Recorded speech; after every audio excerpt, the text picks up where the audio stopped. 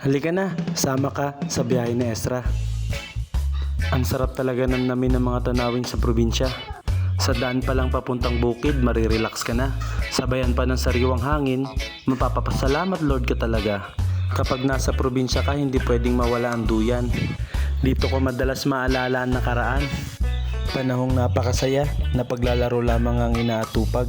Kagaya ng habulan, tagu-taguan, tumbang preso, maro, tsato at iba pa. Panahon na kompleto pa ang mga tropa at pinsan.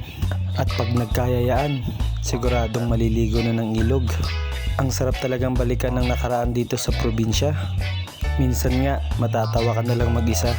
Maya-maya mapapansin mo rin na hapon na. Napakasarap palalahanin ang panahon ng kabataan. Paminsan-minsan, bigyan mo ang panahon ng sarili mo makapagbakasyon sa probinsya. Hindi yung puro trabaho. Ikaw, may kwentong probinsya ka din ba?